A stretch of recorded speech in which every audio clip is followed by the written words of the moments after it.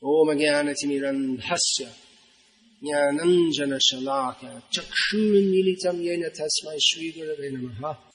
I also wanted to thank His Holiness Bhakti Raghav Swami, first of all for coming here, and also for his commitment to Srila Prabhupada's Varnashram mission. As Maharaj mentioned in his katha, the worship of the cows in Vrindavan, people worship cows every day. So it may be that we worship the cows today as a festival, but actually every day is meant for Go Puja, cow worship. That doesn't mean that necessarily we have to offer arati to the cows every day, but to care for the cows. Lord Shiva said, Aradhananam sarvesham Vishnu aradhanam param tasmat parataram devi tadiyanam samarchanam. Of all forms of worship, worship of Vishnu is best, but even better is worship of that which is in relation to him, which means his devotees, Vrindavan, and the cows are very dear to Krishna. So caring for cows is essential to human civilization. There's no actual human civilization unless there is care for cows. Gauraksha. So at the present time, Gauraksha is almost stopped. Even in India. That was actually one of the main reasons why the Indian independence movement was able to mobilize the people, to the Indian people. Previously, Indian people, they weren't much interested in politics. And the British were in charge, they didn't care that much who was in charge. They went on with their life. But Mohandas Gandhi and others were able to get the Indian population concerned. We want to get rid of the British because then we can bring back our own culture, we can protect the cows. And on those grounds, the Indian people became enthusiastic about getting rid of the British. Otherwise, what difference does it make to the average person who's tilling his field in Telangana, whether there's a British man sitting on the seat in Delhi or an Indian or an Italian woman or whatever? So the idea was that we'll bring back the culture and stop the cow killing, and that will be proper Indian culture. We can establish that. We're very sorry to say, but this is the history as we've heard it, that after the independence was granted, naturally the Hindus, they wanted to institute the end of cow slaughter. But Mahatma Gandhi, who preached Sarvadharma, Sarvadharma Samabhav or something like that. All the religions are the same. Said, no, you have to allow the Muslims, Muslims and Christians, they have to allow them to kill the cows. And so, out of respect for him, it was allowed. So practically he cheated the people, which is, I don't want to get too political here, but a certain person called Godse did something to him. He had some reason for doing it. Anyway, the point is that this cow protection is the cornerstone of real human civilization, which is supposed to be the cornerstone of Indian civilization. Now we think that cow protection means to do Go Puja once a year, and the rest of the year the cows are sent for slaughter. And a few people, they're opening goshalas to try to protect a few cows. Meanwhile, daily, it's difficult to say, but it's estimated up to 80,000 cows are killed a day in India. If one cow is killed in 1 century in the country, it's a great kalanka, a great kabalte. Kalanka, what's the English word? It's a stain for the whole country. It's a severe tragedy for the whole country. And especially in India, that any cows should be killed is a great tragedy and a shame. But in this country, tens of thousands of cows are being slaughtered daily. So this is not human civilization. This is Rakshasa civilization. They say they're making this agitation for Telangana Desham. What's the point? What's the use? You're killing cows. What are you making agitation to have a separate country for when the cows are being killed? Whoever is in charge of this new Telangana state, they will have to take the karmic reaction for all the cows that are killed here. They want to take the money, but they'll have to take the karma for the cows killed also. In Delhi, they have a big celebration on the Ram Vijayam Mahotsav. And they shoot the image of Ravana and there's big explosion. But they're worshipping Ram, and in the same city there are so many Ravanas sitting in the Lok Sabha and Rajya Sabha. There's no Ram Raja, it's all Ravana Raja. All the Rakshasas are sitting together and planning how to open more slaughterhouses. So Srila Prabhupada wrote in one purport that people, they should not vote for leaders unless they are Krishna conscious. They're all different parties of Rakshasas, that's all. Even some take the name Hindutva, but they also open slaughterhouses. So don't vote for any Rakshasas. This will, otherwise what's the meaning of doing the Go Puja? So another point that Maharaj mentioned in his lecture was that the Vrajvasis, they take their cows on Govardhan Hill. We find in Sri Chaitanya Charitamrita that when Chaitanya Mahaprabhu he gave permission to Jagadananda Pandit to go to Vrindavan, he gave Jagadananda several instructions. One of them was, do not step on Govardhan Hill. Do not go up on Govardhan Hill. That is out of respect for Govardhan, because Govardhan is Krishna. Now we also find in Chaitanya Charitamrita that Rupa Goswami also, he would not go up on Govardhan. That's described there as one sampradaya, the Vallabh sampradaya, who oversee that Mukharavind that Maharaj is talking about, where they pour the milk. They have a temple on top of Govardhan.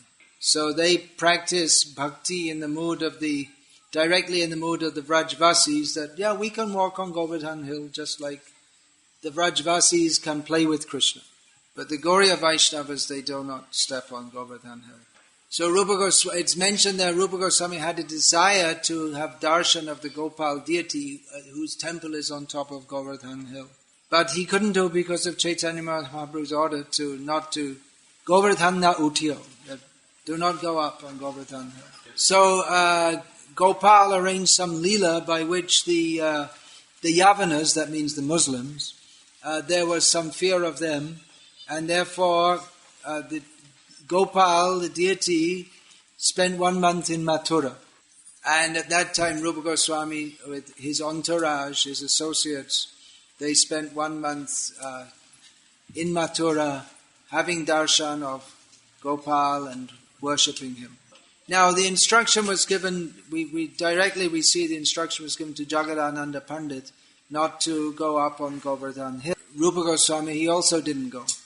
Rupa Goswami is the head of all the Vaishnavas coming in the line of Chaitanya Mahaprabhu.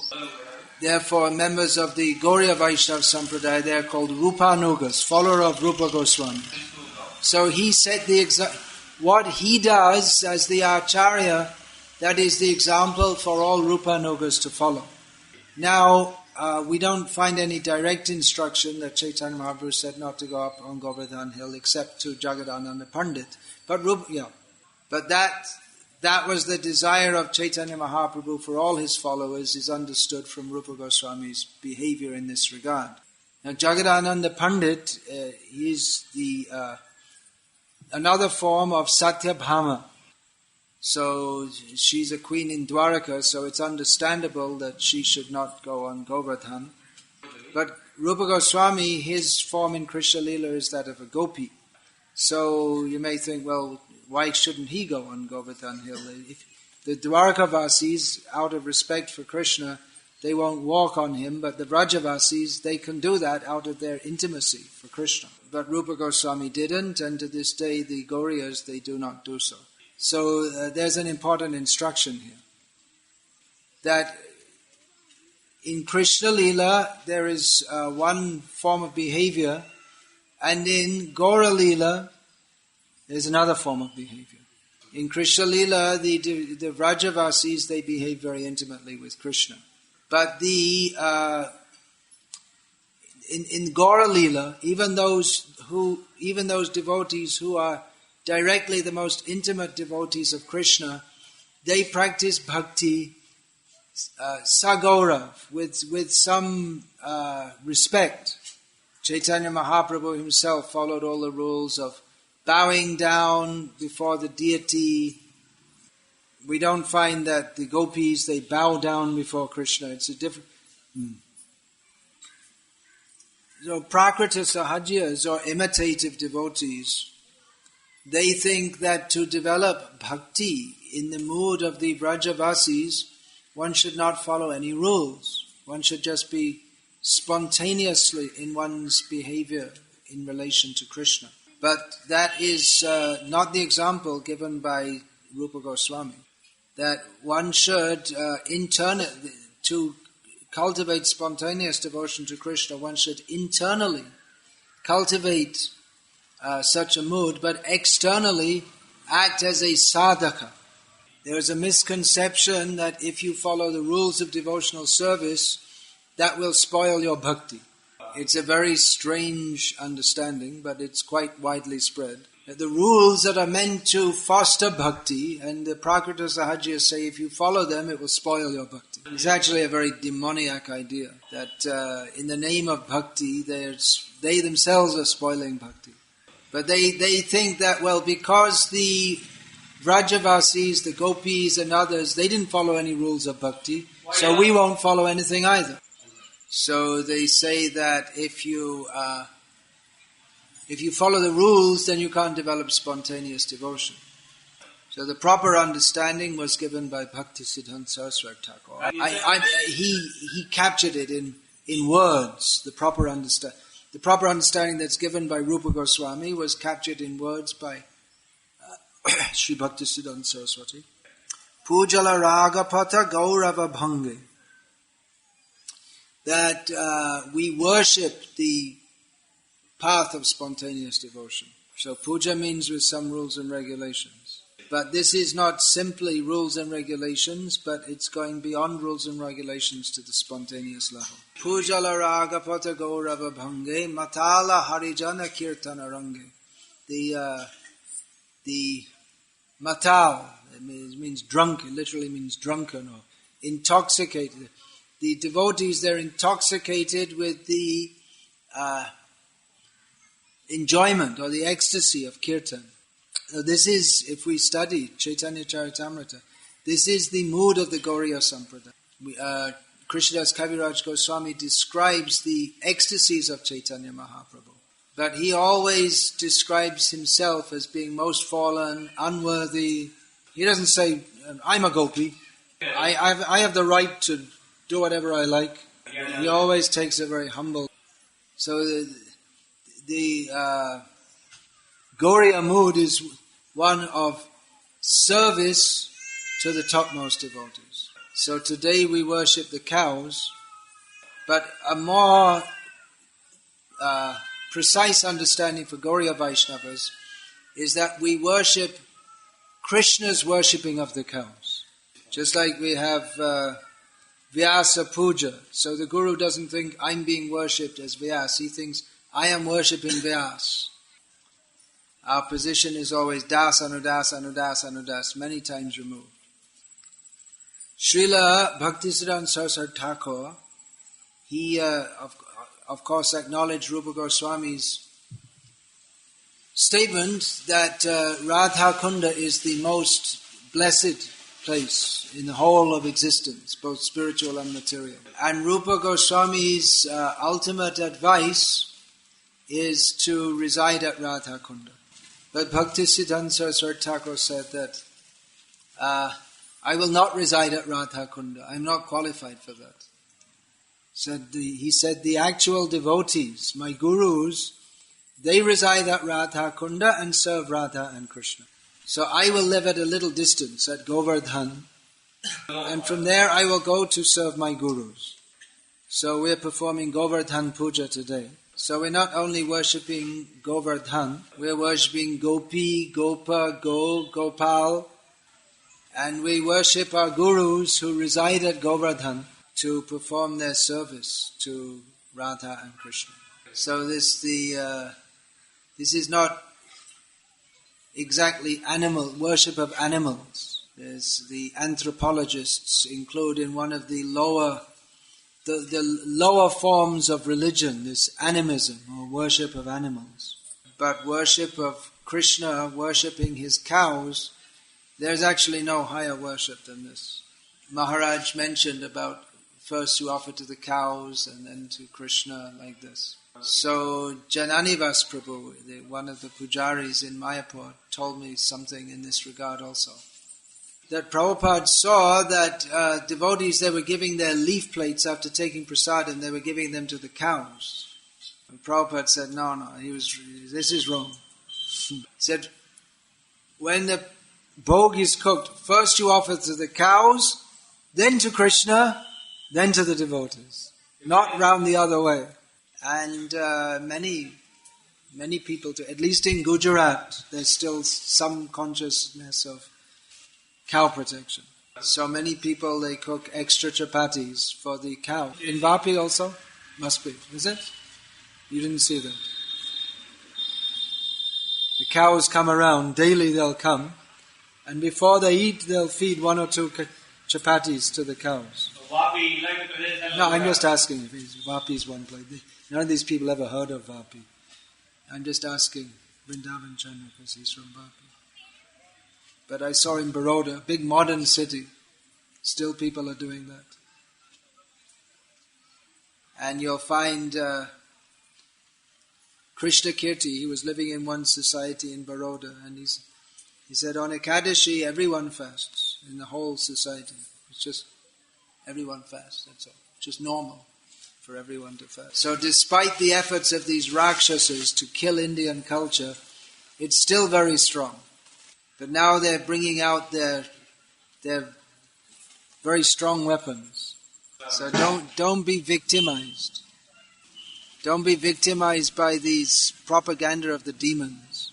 We shall always remain in the party of Rama and Krishna. We will never join the party of Ravana. Even the monks, so many monkeys were killed by Ravana's forces, but they didn't say, okay, we'll surrender, we'll join the Rakshasas. They preferred to be killed. And ultimately Rama revived them all. And ultimately Rama took them all back to Godhead with him. So we will always remain with Rama and Krishna, and never with Ravana. So this camp is almost over. Well, we have another day, but we may not get another opportunity to thank everyone for participating. I think everyone agrees that it's been Chala Anandam. Is it? Is it? Little tapasya also. Kuncham tapasya. Not very much. Without tapasya, there's no fun. Anyway, there's another day of bliss ahead. So thank you to the organizers, the donors, the cooks. You're doing a good job there in the kitchen. And to all of you for participating, because if you didn't come, there wouldn't be any festival. Anande bolo Hari Bhaja Vrindavan Shri Guru Vaishnava Pade Mojayaman. Can you translate that? Anande bolo Hari, Anand mein Hari bol, Bhaja Vrindavan, Shri Guru Vaishnava Pade Mojayaman. It means your mind should be absorbed in Hare Krishna. Srila Prabhupada ki jai. Shri Govardhana Gopala ki jai. Hare Krishna. That's all for now. Hare Krishna.